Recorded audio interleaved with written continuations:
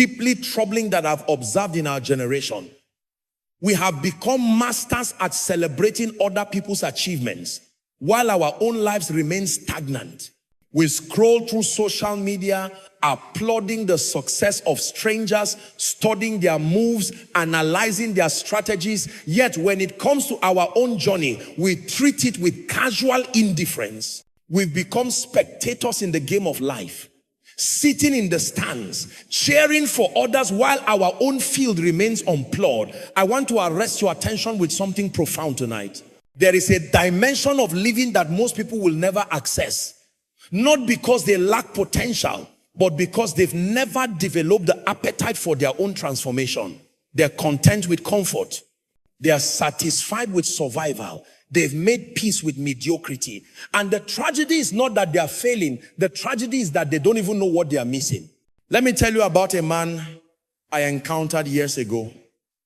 He was brilliant, educated, full of ideas that could literally change industries. Every time we spoke, he would unveil another concept, another vision, another dream. His mind was a fountain of innovation. But here's what broke my heart. 5 years later, when I met him again, he was telling me the same stories, sharing the same unrealized dreams, nursing the same unfulfilled potential. Nothing had moved. Nothing had changed. He had become comfortable being a container of unused gifts. You see, the difference between where you are and where you could be is not always about opportunity. Sometimes it's about obsession. It's about that relentless, unapologetic focus on becoming more than you currently are. It's about reaching a place where your growth becomes non-negotiable, where your evolution becomes your primary assignment. Now, I need you to understand something fundamental. Growth is not automatic. Aging is automatic. Getting older happens whether you participate or not. But growth is intentional. Growth is deliberate. Growth requires conscious, sustained effort. You can be 40 years old with only 5 years of actual growth because you've been repeating the same year 35 times. There's a principle that governs the universe. And if you miss this, you'll spend your life wondering why things aren't changing. Everything in creation is designed to grow. Seeds are programmed to become trees. Infants are designed to become adults. Potential is meant to become reality. But here's the catch. That transformation requires the right environment, the right nutrition, the right conditions. You can have a seed with the DNA of a giant oak tree, but if you keep it in your pocket, it will never fulfill its design. Your life is that seed. And the question you must ask yourself tonight is this: what environment am I creating for my own growth?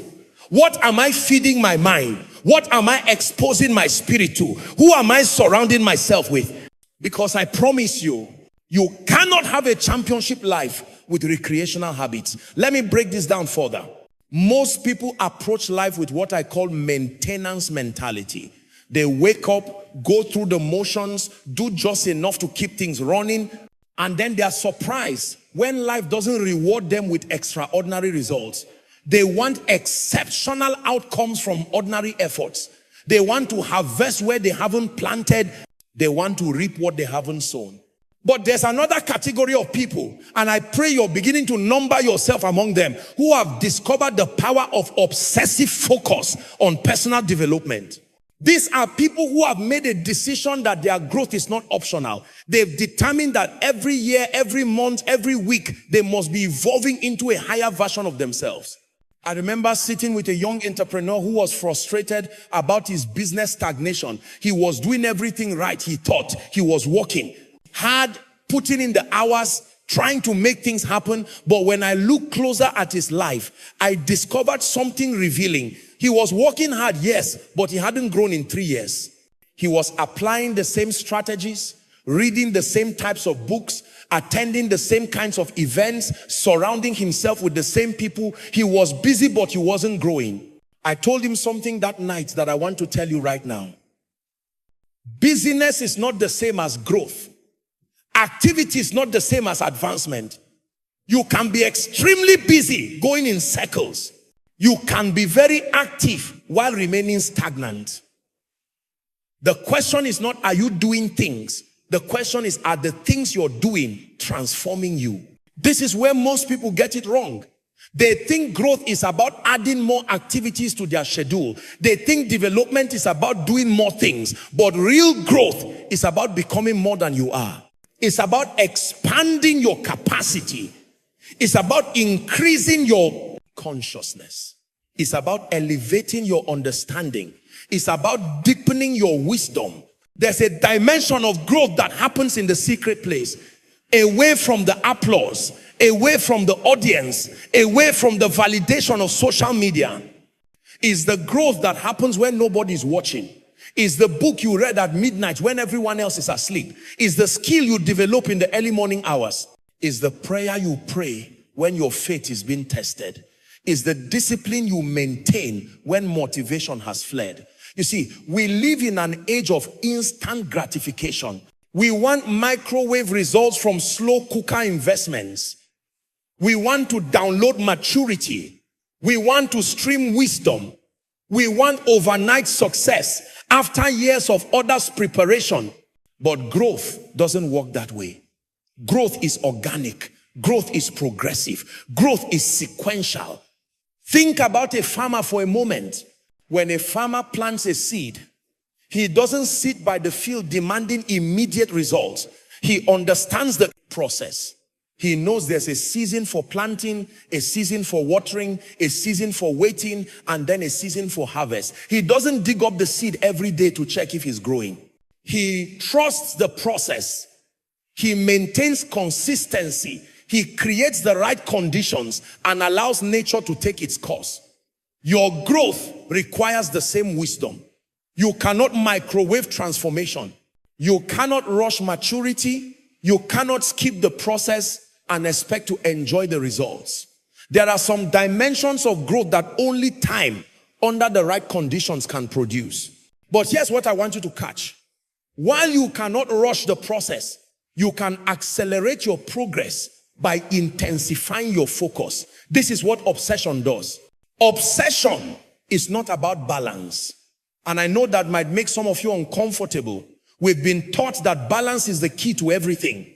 But I want to challenge that narrative for a moment. There are seasons in life where obsession is exactly what you need there. There are moments where you need to be so focused on your growth that everything else becomes secondary. Not permanently, but strategically. There are times when you need to say no to good things so you can say yes to great things. There are seasons when you need to disconnect from distractions so you can connect with your destiny. I've watched people waste years of their lives trying to balance everything equally. They give equal time to important things and trivial things. They give equal energy to relationships that drain them and relationships that develop them. They give equal attention to activities that grow them and activities that stagnate them. And then they wonder why they are not making significant progress. Let me tell you something that might sound harsh, but is absolutely true. Your life will not change until you become ruthlessly selective about what you allow into it. Your growth will not accelerate until you become obsessed with protecting your time, your energy, your focus, and your attention. There was a young man who came to me seeking mentorship. Brilliant guy, full of potential, hungry for success. But when I looked at his calendar, I understood why he wasn't progressing. His time was fragmented across a dozen different pursuits. He was trying to do everything, and as a result, he was mastering nothing. He was spread so thin that he had no depth in anything. I gave him an assignment that changed his life. I told him to identify the one area where growth would create the most impact in his life, and then for the next 90 days, become absolutely obsessed with growing in that area. Not balanced, not moderate, obsessed. Read everything about it. Talk to everyone who knows about it. Practice it daily. Think about it constantly. Dream about it. Wake up thinking about it. Go to sleep thinking about it. He looked at me like I was crazy, but he did it. And 90 days later, he came back transformed, not just improved, transformed. That one area of obsessive growth had created a ripple effect across every other area of his life. His confidence had increased, his income had increased, his relationships had improved, his entire trajectory had shifted. This is what obsessive focus on growth can do. It doesn't just change one area of your life, it changes you. And when you change, everything around you begins to change. Now, let me address something important. When I talk about obsession with growth, I'm not talking about selfish ambition. I'm not talking about ruthless competition. I'm not talking about stepping on others to elevate yourself. I'm talking about a holy discontent with remaining where you are. I'm talking about a righteous hunger to become everything you were created to be. I'm talking about maximizing the gift that heaven has invested in you. You have to understand that your growth is not just about you. Every level you reach positions you to serve more people. Every skill you develop becomes a tool to solve more problems. Every dimension of maturity you access enables you to carry more responsibility. Your growth is your contribution to the world. Your development is your gift to the next generation. This is why mediocrity is not just a personal problem. It's a global tragedy. When you refuse to grow, you're not just limiting yourself. You're limiting everyone who would have been impacted by the fullness of your potential. You're depriving the world of the solution you were designed to provide. You're withholding the gift that only you can give. I want you to imagine something with me. Imagine if everyone who had the capacity to cure a disease decided to settle for average. Imagine if everyone who had the potential to create life-changing innovations chose comfort over growth. Imagine if every person who was designed to lead transformation decided that their current level was good enough. The world will be deprived of breakthrough after breakthrough, but that's exactly what's happening. Right now, there are people reading this who have solutions locked inside them that the world is desperately waiting for. There are inventions in your imagination that will change industries. There are books in your spirit that will transform lives. There are businesses in your mind that will create employment for thousands. There are strategies in your consciousness that would solve complex problems. But none of that potential will ever see the light of day if you don't become obsessed with your own growth. None of those gifts will ever be unwrapped if you continue to treat your development casually. None of those dreams will ever become reality if you don't create the conditions for your own transformation. You know what separates those who break through from those who break down? It's not talent. It's not even opportunity. It's their response to the voice of discontent. There's a voice that whispers in the night season of your life, telling you there's more. There's a stirring out in your spirit that refuses to let you settle. There's an ache in your soul that won't be satisfied with good when great is possible. Most people silence that voice. They medicate it with entertainment. They numb it with distractions. They drown it out with noise.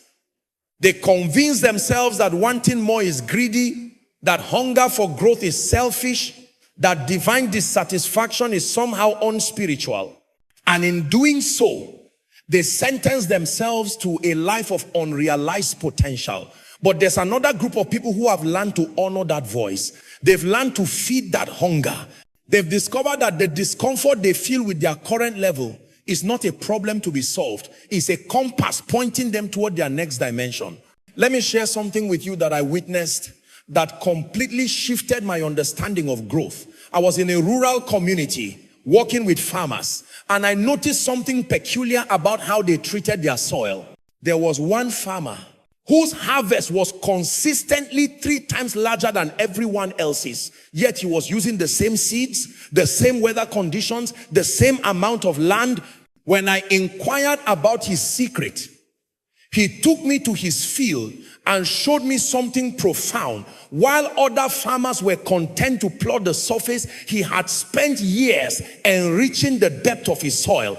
He had studied soil composition. He had learned about microorganisms. He had invested in understanding pH levels, mineral content, and organic matter. While others were focused on the seed, he had become obsessed with the soil. He told me something I'll never forget. Anyone can scatter seeds, but few people will do the hidden work of preparing the ground. The harvest doesn't come from the seed alone. It comes from what the seed falls into.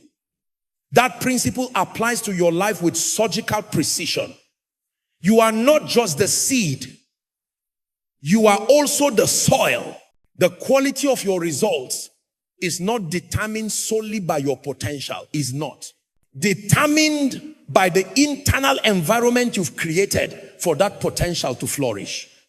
You can have $1 million dreams planted in minimum wage thinking. You can have world-class gifts buried in mediocre mindsets. You can have championship DNA trapped in amateur preparation. This is why obsession with your growth must begin internally. It's not just about acquiring new skills, though that's important. It's not just about gaining knowledge, though that's valuable. It's about transforming the internal landscape of your consciousness. It's about renovating the mental and emotional infrastructure that will support your next level. I've encountered people who wonder why their lives haven't changed. Despite all the seminars they've attended, all the books they've read, all the information they've consumed. And when you examine their lives closely, you discover that they've been adding new information to old mindsets. They've been trying to build new structures on faulty foundations. They've been attempting to install new software on outdated operating systems. Growth requires unlearning as much as it requires learning. You have to be willing to challenge beliefs that have kept you limited. You have to be courageous enough to confront patterns that have kept you stuck. You have to be honest enough to acknowledge that some of your perspectives are prisons, and the key to your freedom is your willingness to think differently. There's a story that shook me to my core several years ago. I met a woman who had been trapped in a cycle of financial struggle for decades. She worked hard, she was intelligent, she had skills, but somehow she could never break through to the next level. Every time she got close to a breakthrough, something would happen to pull her back down. One day, during a deep conversation, she revealed something that unlocks the mystery.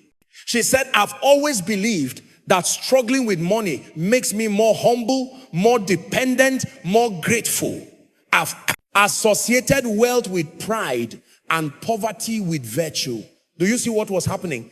Her conscious desire for financial breakthrough was being sabotaged by her subconscious belief that struggle was spiritual. She wanted to grow financially, but she had never addressed the internal beliefs that were keeping her limited. Her problem wasn't lack of opportunity, it was lack of internal alignment.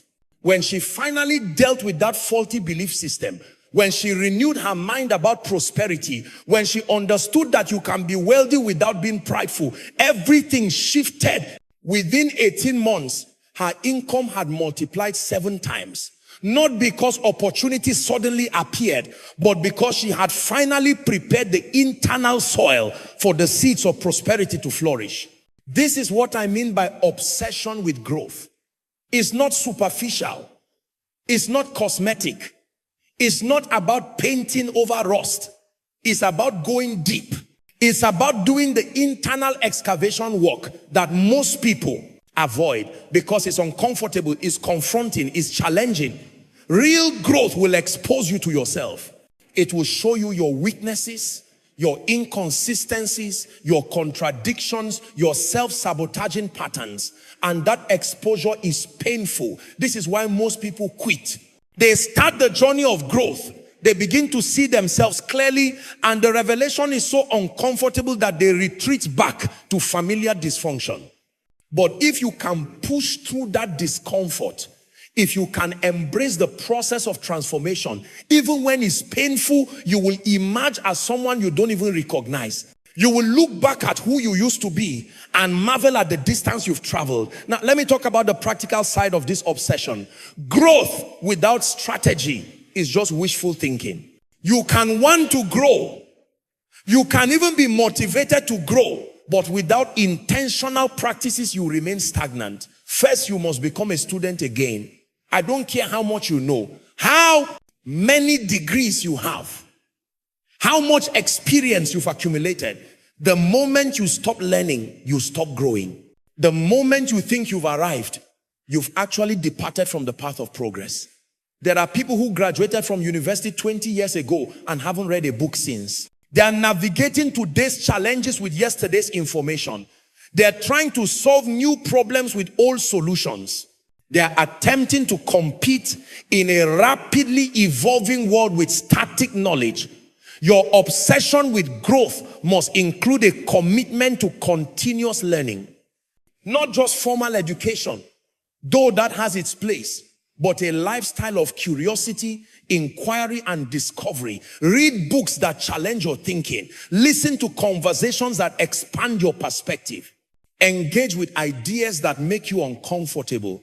Expose yourself to people who are ahead of you in areas where you want to grow. I've made it a practice to regularly sit with people who intimidate me, intellectually, spiritually, professionally, not to worship them, but to learn from them, not to copy them, but to be stretched by them. Every conversation with someone operating at a higher level than you is a masterclass in possibility. Second, you must track your growth. What gets measured gets managed. You need to create metrics for your development. Where were you last year compared to this year? What new skills have you acquired? What limiting beliefs have you overcome? What disciplines have you mastered? What fears have you conquered? Most people have no idea if they're actually growing because they've never created a system to measure it. They're drifting through life hoping for the best, but hope without strategy is not a plan. You need to be intentional about documenting your journey. Keep a growth journal. Record your insights. Note your breakthroughs. Track your progress. When you can see how far you've come, it fuels your motivation to keep going. When you can identify patterns in your growth, you can replicate what works and eliminate what doesn't. When you can measure your progress, you can celebrate your wins and recalibrate when necessary. Third, you must create accountability structures. Growth in isolation is difficult because you have no mirror. You need people in your life who will tell you the truth, who will call out your potential, who will challenge your excuses, who will celebrate your progress and correct your detours. I've watched countless people fail not because they lacked ability, but because they lacked accountability. They had no one in their life who loved them enough to be honest with them. They surrounded themselves with yes people who affirmed their dysfunction rather than confronted their potential. If everyone in your circle is comfortable with your current level, you are in the wrong circle. You need people in your life who see more in you than you see in yourself. You need voices that disturb your comfort and provoke your act greatness. You need relationships that cost you your mediocrity. Fourth, you must be willing to invest financially in your growth. This is where many people's commitment to growth is exposed as merely theoretical. They say they want to grow, but they won't invest in courses, won't pay for mentorship, won't buy the books, won't attend the conferences. They want free growth, and free growth is usually worth exactly what you paid for it. I'm not saying you need to go into debt for development, but I am saying that if you're not willing to sacrifice financially for your growth, you're not serious about it. You'll spend money on entertainment, but not education. You will invest in looking good, but not becoming better. You will pay for temporary pleasures, but not permanent transformation. The people who experience quantum leaps in their lives are usually people who made significant financial investments in their development. They hired the coach, they took the course, they attended the mastermind, they bought the resources, and that financial sacrifice created a psychological commitment that casual learners never experience. Fifth, you must build the discipline of consistency. Growth is not about intensity. It's about consistency. It's not about what you do occasionally. It's about what you do regularly. You don't grow in the moments of inspiration. You grow in the mundane moments of daily discipline. There's a man I know who decided he wanted to become an expert in his field. He made a commitment that every single day, without exception, he would spend 1 hour studying his craft. Not when he felt like it, not when it was convenient, every single day. People thought he was extreme. They called him obsessed. But 5 years later, he had become the go-to authority in his industry, commanding fees that others could only dream about. What happened? Consistency compounded. 1 hour a day doesn't seem like much, but over 5 years, that's over 1,800 hours of focused study. That's the equivalent of a master's degree. He didn't have any special advantages. He just had unwavering consistency. This is the power of daily disciplines. Small actions repeated consistently over time create extraordinary results. But most people overestimate what they can do in a day and underestimate what they can do in a decade. They want immediate transformation. And when it doesn't come, they quit. But those who understand the principle of compound growth, those who embrace the process of daily incremental improvement, those who are willing to be patient with results while being rigorous with process, these are the ones who eventually break through to levels others think are reserved for the specially gifted. Let me bring this home with something crucial. Your obsession with growth must be fueled by purpose, not just by ambition. Ambition will get you started, but purpose will keep you going when ambition fades. Ambition is about you. Purpose is about who you're made. Becoming for the sake of others.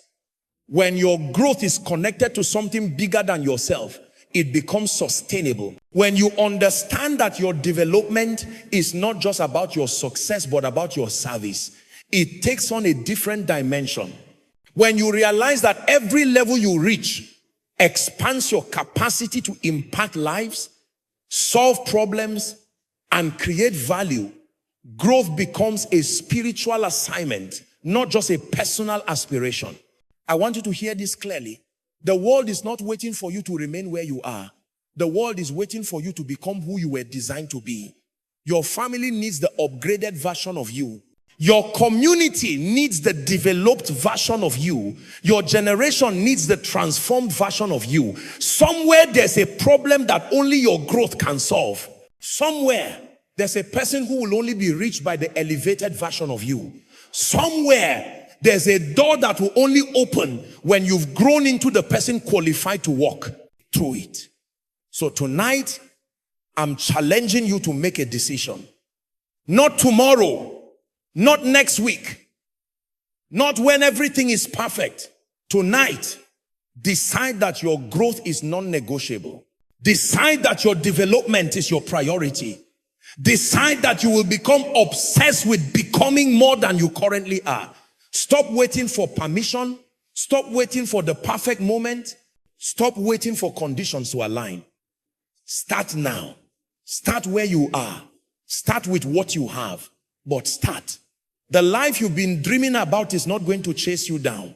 You have to grow into it. The opportunities you've been praying for are not going to fall into your lap. You have to develop the capacity to carry them.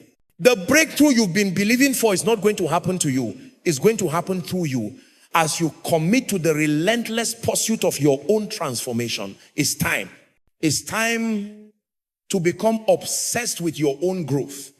Not obsessed with other people's opinions. Not obsessed with comparison. Not obsessed with competition. Obsessed with becoming the fullest expression of the potential that has been placed inside you. Your growth is your responsibility. Your development is your assignment. Your transformation is your contribution. Now go, grow, become.